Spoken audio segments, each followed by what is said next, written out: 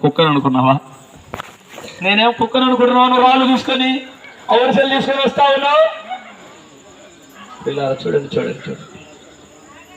బాల్యములో దేవుని కోసం అంత త్యాగపూరితంగా ప్రాణాల సైతం లెక్క చేయక ముందుకు వెళ్ళిన వ్యక్తి, దేవుడు ఎంత ఇష్టంగా ఉండే వ్యక్తి 40 సంవత్సరాలకు వచ్చి నాకు ఏమైంది ఆ భక్తి?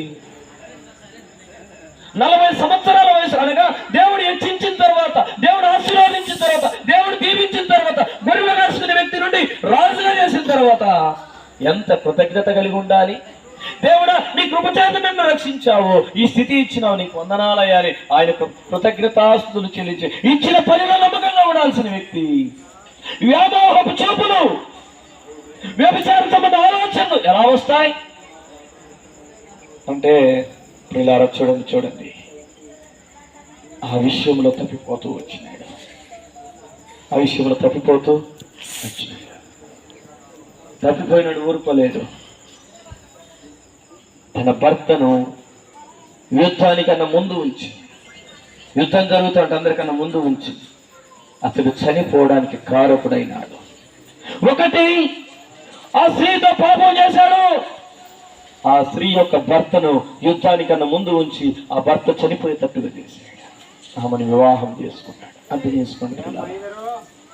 ఎందుకు ఈ సంగతులు నేను జ్ఞాపకం చేస్తున్నానంటే, అంతగా బాల్యము నుండి దేవుణ్ణి వెంబడించే వ్యక్తి ఒకనొక సమయంలో ఏమైపోయినాడు? నడిపోతూ వచ్చాడు. నీ స్థితి ఏమిటో, నీ పరిస్థితి ఏమిటో నాకు తెలియదు, కానీ ఎంత ఘోరమైన పాపంలో నువ్వు ముగ్గిపోయినావో, ఎంత ఘోరాతి ఘోరమైన స్థితిలో నువ్వు ఉన్నావో ప్రభు నీతో మాట్లాడుతూ ఉన్నాడు. నీ పరిస్థితిని ఆయన మార్చడానికి సమర్థుడు, శక్తివంతుడు, బలవంతుడు. భయభక్తులు కలిగినటువంటి వ్యక్తిని అపవాదం ఏం చేసిందండి? పడగొట్టే ప్రయత్నం చేసింది. బాల్యం నాటి నుండి పిల్లలు లేకపోతే ఒక తల్లిదండ్రులు, ఒక భార్య భర్తలు ఇద్దరు ఏం చేసినారంటే ప్రార్థన చేశారు, దేవునికి అయ్యా మాకు ఒక కుమారుని దయచేయ. దేవుడు కనికరించి చక్కని కుమారుని ఇస్తే, దేవుడు చెప్పాడు ముందుగానే, తల మీద కనీసం మంగళ కత్తి పడకూడదు, నా కోసం ఈ బాబులు పెంచండి అని దేవుడు చెప్తే, బాల్యము నుండి దేవుని కోసం నాజీరు చేయబడిన వ్యక్తిగా, దేవుని కోసం ప్రత్యేకంగా పెంచుకోవచ్చు. ఏంద్రా నీ జుట్టు ఏంద్రా కట్ చేసుకునే స్నేహితులు అంటే, నేను నా దేవుని కోసము నేను ప్రత్యేకించబడిన వ్యక్తిని. అందరూ ప్రజలందరిలో వెళ్తా ఉంటే ఇతను దేవుని కోసం ప్రత్యేకించబడిన వ్యక్తి. అందరూ చూస్తున్నారు, మంచిది.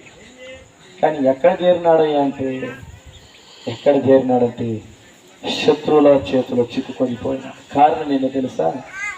కంటి చూపుతో ఒక స్త్రీని మోహించి చూసి ఆమె నాకు కావాలా. తల్లిదండ్రులు అంటారు, వద్దురా నాయనా, ఆ పాపం మరి ఎవరినైనా కూడా చేసి ఇచ్చి చేస్తాం. వద్దు అంటే వినలేదు. వద్దు అంటే వినకుండా ఇప్పుడు మన చాలా మంది చూస్తాం సెల్ ఫోన్లలో, పేపర్లో, టీవీలలో.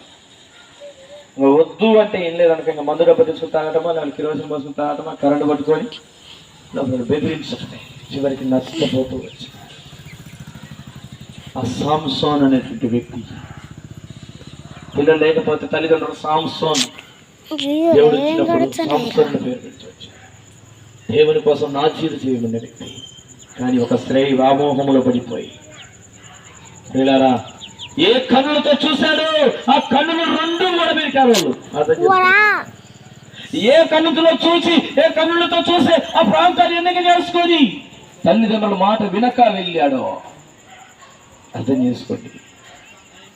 పిల్లరా, దేవుడు మీతోనే మాట్లాడతా.